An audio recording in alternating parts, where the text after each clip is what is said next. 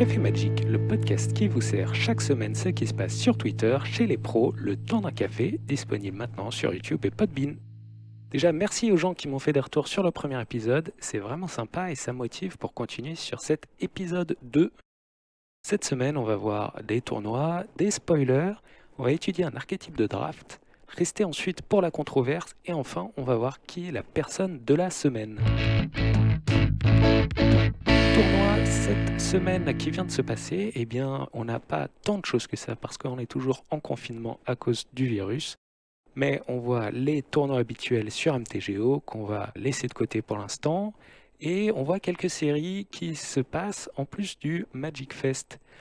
On a vu la première série du Magic Fest Online la semaine dernière et cette semaine c'est un nouveau tournoi en standard, mais j'aimerais apporter votre attention en particulier sur d'autres petites séries qu'on observe sur le site MTG Top 8. En effet, on voit ce tournoi qui s'appelle Hooklandia. Qu'est-ce que c'est? Jeff Hookland, c'est un streamer, c'est l'un des streamers les plus vus aux États-Unis et lui-même organise un tournoi sur Arena afin de pallier au manque de SCG, de Grand Prix qui font que les gens compétitifs et les grinders s'ennuient un petit peu en ces temps de confinement. Mais on voit aussi que ça marche par chez nous, car le magasin en ligne et le magasin de Paris et d'Annecy Magic Bazar organisent aussi des tournois en ligne. On a vu qu'ils ont fait ça pour remplacer le FNM, le Friday Night Magic, qu'on ne peut pas faire en ce moment, et remplacer par un tournoi sur Arena. Comment ça marche? Tu t'inscris sur le site magicbazar.fr et puis sur le Discord du magasin, on a des pairings qui sont annoncés, puis il suffit de lancer un direct challenge sur Arena à son opposant, comme si tu allais le voir physiquement à la table, faire tu joues contre moi, oui c'est parti. Et puis sur Discord, une fois ce match fini, eh bien, tu annonces tes résultats et Magic Bazar va annoncer le prochain pairing et ça continue en direct challenge ainsi. On peut voir qu'ils avaient invité les streamers français Val et PL et aussi Thierry Rambois qui bien sûr a gagné l'un de ces tournois. Thierry Rambois c'est un grinder et un streamer qui marche pas mal du tout en ce moment et c'était donc peut-être évident qu'il gagne l'un de ces tournois. Donc pas de prochain tournoi prévu à Bazar pour l'instant. Il me semble qu'ils ont pour projet de faire se rassembler les gens pour jouer entre eux vu qu'il n'y a pas de pré-release de Ikoria et donc qui prévoit une plateforme pour pouvoir trouver des joueurs avec qui jouer prochainement. Pourquoi est-ce que je parle particulièrement de Magic Bazar? Parce que je veux vous rappeler de ne pas oublier votre LGS, votre Local Gaming Store, où vous allez normalement jouer à Magic physiquement. Pendant cette période de crise, ils sont obligés de fermer. Pensez à eux, appelez-les. Est-ce qu'ils vendent des cartes? Vous pouvez peut-être les aider en achetant quelque chose chez eux en ligne, en allant le chercher après la fin du confinement. Ne les oubliez pas, s'ils font des événements, des tournois, participez-y. C'est important de garder en vie ces magasins parce que c'est eux qui font vivre la communauté Magic locale. Ne les oubliez pas, allez les voir, comment ça va. À bon entendeur. Ensuite, spoiler, les Historic Anthology 3 est un set qui vient d'être annoncé et qui sortira le 21 mai uniquement sur Arena. Qu'est-ce que c'est les Historic Anthology? Historic, c'est un format qui a été développé uniquement pour Magic Arena et qui vient un petit peu donner une sensation de format éternel à Magic Arena qui pour l'instant n'avait que le standard. C'est-à-dire que les sets qui existent sur Magic Arena et qui sont maintenant sortis après rotation du standard sont toujours jouables dans ce format qu'ils ont appelé historique. Wizard of the Coast a décidé d'ajouter des cartes régulièrement. Tous les 2-3 mois, on a un nouveau set qui s'appelle Historic Anthology. On a eu le 1, le 2 et le 3 qui permettent d'ajouter des cartes intéressantes à ce format qui n'existe donc que en ligne. Les deux précédents Historic Anthology 7 pouvaient s'acheter sur Arena pour de 20 000 à 25 000 pièces d'or. Et on a vu que pour le premier set Historic Anthology numéro 1, on avait des communes et des incommunes sympas comme Serra en devenir, Chasse au trésor, qui ont chacun pu développer un archétype respectif intéressant. Et pour Historic Anthology 2, on avait des rares et des mythiques assez nostalgiques. Je ne sais pas pour vous, mais moi, ça m'a fait très plaisir de voir Chevalière du Reliquaire ajoutée à ce format, ou alors Talia Gardienne de Traben, qui sont des cartes que j'aime beaucoup. On a donc dans ce nouveau set Historic Anthology 3 une vingtaine de cartes qui viennent d'être toutes spoilées sur différentes plateformes. On peut remarquer quelques cartes notables, par exemple Ulamog, la voracité insatiable, le gros Eldrazi de retour sur Zendikar. On a aussi l'incinérateur Gempaume et le pollueur Gempaume pour les nostalgiques du set Carnage, et pour les amateurs de synergie tribale gobelins et zombies. On a aussi Obirateur Phyrexian qui est une carte classique du Magic Old Frame et Old School pour moi. Et puis on a aussi d'autres cartes comme par exemple le cycle de 5 Onden de Kamigawa. Il y en a un peu pour tous les goûts. Ça fait plaisir d'avoir du nouveau dans ce format qui n'existe qu'en ligne, mais personnellement, il n'y a aucune carte qui m'a transcendé et qui me donne envie de dépenser toutes mes wildcards, comme l'avait malheureusement fait la Chevalière du Reliquaire et Italia. Ensuite, cette semaine, on va parler de draft. En effet, sur Ikoria, il y a un archétype qui est particulièrement plus puissant que les autres et dont il faut être au courant, il faut savoir le drafter. Il faut s'attendre qu'à chaque table de draft, il y ait bien au moins 2 personnes qui draftent cet archétype. Et malgré la multiplicité des joueurs de cet archétype-là, ça va rester très puissant. C'est bien sûr, pour tous ceux qui ont déjà drafté Ikoria, l'ont déjà vu, c'est Boros Recyclage. Les Américains l'appellent le boogeyman du format. Qu'est-ce que ça veut dire? C'est que c'est un peu l'archétype le plus fort, on le sait, on le connaît tous. C'est comme Jace, le sculpteur de l'esprit à son époque dans l'étendue, c'était la carte qui faisait peur à tout le monde. Soit il faut la jouer, soit il faut avoir une stratégie pour la contrer. On va donc voir cette semaine comment drafter ce format, comment ne pas la rater. Et bien sûr, ces données sont basées sur le podcast Limited Resources de Marshall Sutcliffe et de LSV, car c'est pas moi qui invente les archétypes de draft. On peut pas dire que je sois un ponte en la matière, mais c'est parti. En gros, pour jouer ce deck, il faut avoir un maximum de cartes à recyclage à 1, 6 ou 4, 5, 6 payoff, c'est-à-dire de grosses cartes qui bénéficient de la mécanique recyclage. Puis on peut baisser son nombre de terrains vu qu'on va piocher grâce à ces cycleurs jusqu'à jouer 14 terrains alors qu'en temps normal en draft, il faut en jouer toujours 17. Les cartes caractéristiques qu'on appelle les payoffs, c'est-à-dire celles qui vont faire marcher cet archétype, sont les suivantes. Premièrement, il y a Flamboiement du Zénith. Ça, c'est un sort qui, pour un rouge, un blanc et 2 incolores, permet de faire un genre de boule de feu qui inflige à une cible créature ou joueur, donc là ça va être particulièrement pour finir le joueur adverse, qui va infliger un nombre de blessures égal au nombre de cartes à recyclage dans votre cimetière.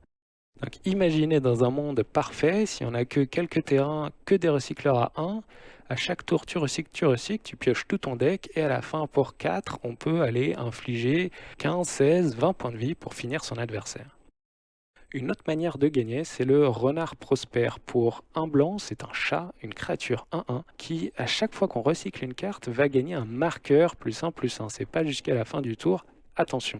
On va donc pouvoir, en début de partie, poser ce genre de créature, et grandissant, en déroulant notre plan de jeu, c'est-à-dire en recyclant et en envoyant tout notre deck, avoir une créature énorme qui va pouvoir finir la partie. Aussi, le sauveteur valeureux, pour un blanc et 1, c'est une créature 3-1, c'est un humain qui, à chaque tour, pour sa première carte qu'on recycle, va créer un jeton humain 1-1. Ainsi, on va pouvoir s'élargir son board, contrairement au renard prospère qui va grandir tout seul. Les deux combinés vont faire qu'on va avoir un board de créatures intenables et écraser forcément son adversaire. Afin de rendre ces 2 cartes encore plus puissantes, on a le tacticien au collet, appelé par ces sacrés américains Snare Tactician, parce qu'il va venir taper chacune des créatures de son adversaire. C'est un humain pour 2 incolores et un blanc, c'est une 2-3 qui, à chaque fois qu'on recycle une carte, va pouvoir te faire engager une créature que l'adversaire contrôle. Donc ça peut avoir une fonction défensive, c'est-à-dire empêcher l'adversaire de nous attaquer avec ses grosses créatures en attendant de pouvoir jouer la carte qui va nous faire gagner Flamboiement du Zénith. Ou alors ça peut nous permettre de gagner proactivement en engageant les bloqueurs adverses et puis attaquer avec ses renards prospères, ses sauveteurs valeureux ou ses marmousets piquants. Qu'est-ce que le marmouset piquant? C'est pour 2 incolores et une rouge, une créature de 3 qui a l'initiative. Mais à chaque fois qu'on recycle une carte, elle va gagner +2, +0. Ça peut devenir donc très gros et one-shot l'adversaire si on attaque avec ce marmousé et qu'on recycle pas mal de cartes. Et ça l'empêche aussi, d'une manière défensive, ça empêche son adversaire d'attaquer parce qu'on ne sait jamais si on a du mana ouvert, sa créature va pas se faire manger par cette créature soudainement très grosse avec l'initiative. Enfin, un removal, c'est-à-dire du dégât direct, le reflet reptilien, pour un incolore et un rouge, c'est un éphémère qui va infliger un nombre de blessures égal au nombre de cartes recyclage dans son cimetière. Contrairement au flamboiement du zénith, on va pas pouvoir gagner grâce à cette carte, mais on va pouvoir très efficacement tuer les créatures adverses et ainsi arriver jusqu'en late game pour pouvoir attaquer avec ses renards et finir avec ses flamboiements du zénith.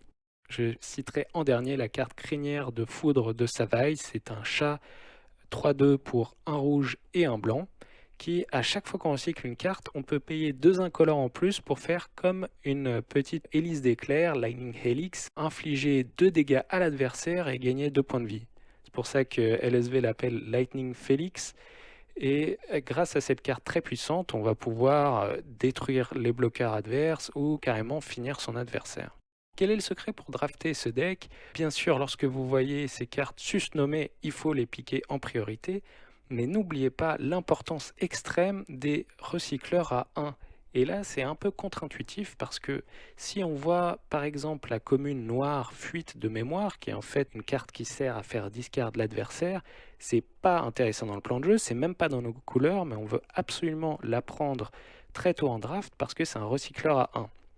On veut un maximum de ces cycleurs à 1 pour avoir une densité de cycleurs suffisante pour faire marcher nos cartes payoff et surtout pour pouvoir arriver à piocher ces cartes payoff.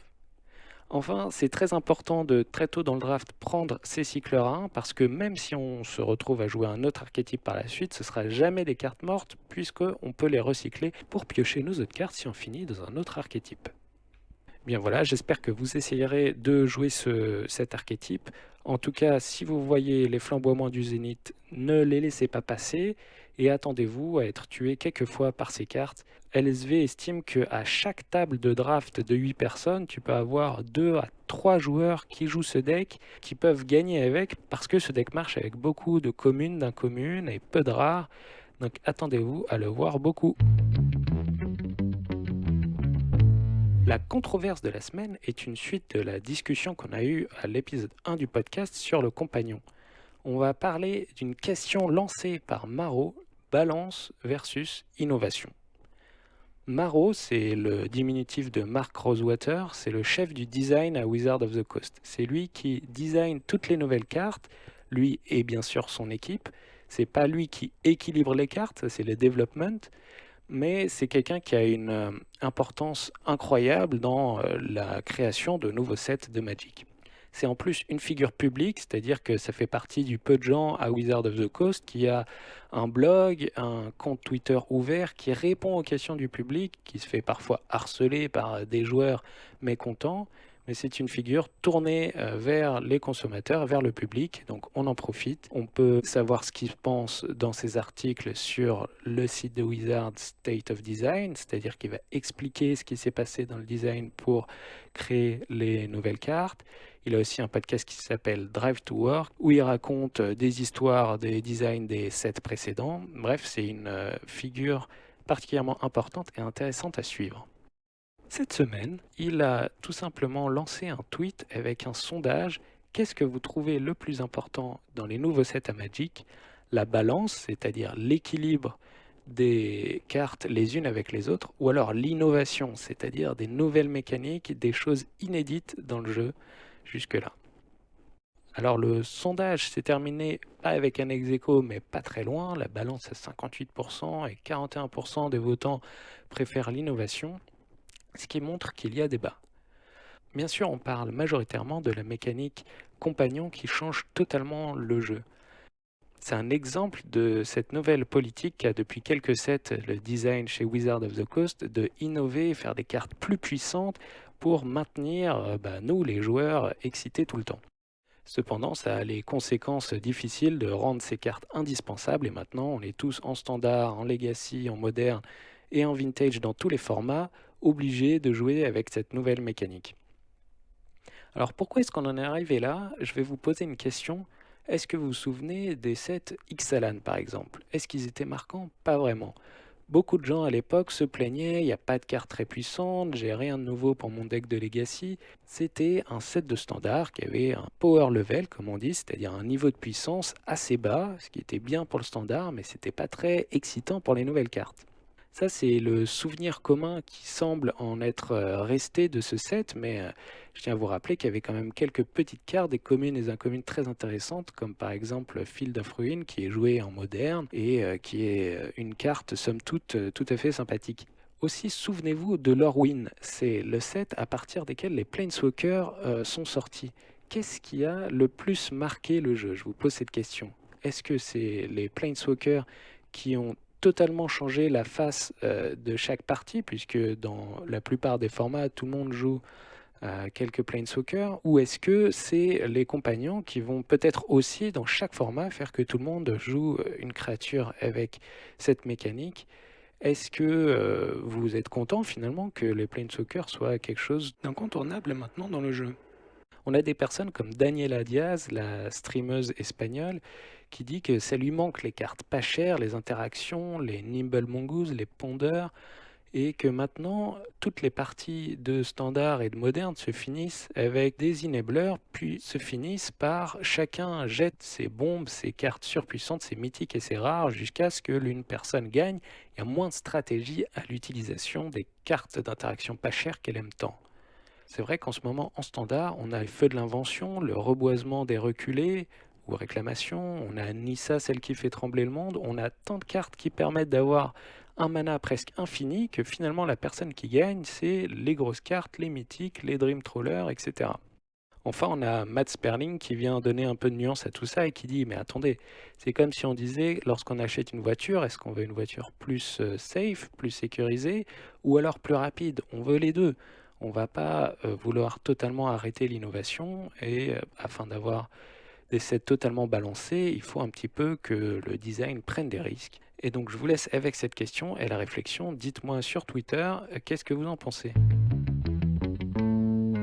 Maintenant, la personne de la semaine, c'est Carrie, ou alors Steel Carrie sur Twitter, qui a un nouveau compte aussi qui s'appelle Splinter Bean. Pourquoi je parle de cette personne? Parce que c'est à la base un Vortos, c'est-à-dire une personne qui est très intéressée par l'histoire, le lore de Magic, qui a été, il faut le dire, un petit peu déçue par les politiques précédentes de Wizard et qui maintenant fait un petit peu moins attention au jeu, mais qui va toujours faire à chaque saison de spoiler des blagues et faire sortir des fausses informations, des intox. Personnellement, je trouve ça assez hilarant, mais je vois sur des forums et des groupes Facebook des gens qui croient vraiment à ces entourloupes, donc faites attention. Et attention, c'est un maître de Photoshop en période de spoiler. Il va jusqu'à faire des fausses cartes sur Photoshop, utiliser exactement le même fond que le fond officiel utilisé par Wizard, faire des vidéos. Il a par exemple, lors du spoiler de Mythic Anthology 3, annoncé comme s'il avait une preview lui-même, la réimpression dans ce set de Jeu de Gobelins, ce qui est une carte totalement impossible à réaliser sur Arena, et moult personnes se sont fait avoir dans les commentaires. Comment? Mais c'est pas possible. Faites attention, regardez qui a posté ce spoiler. Si c'est Carrie, c'est faux. Voilà, merci d'avoir écouté ce deuxième épisode de Café Magic. Retrouvez-moi sur Twitter @mtgcoffeetokens et sur YouTube et Podbeans. Et à la semaine prochaine!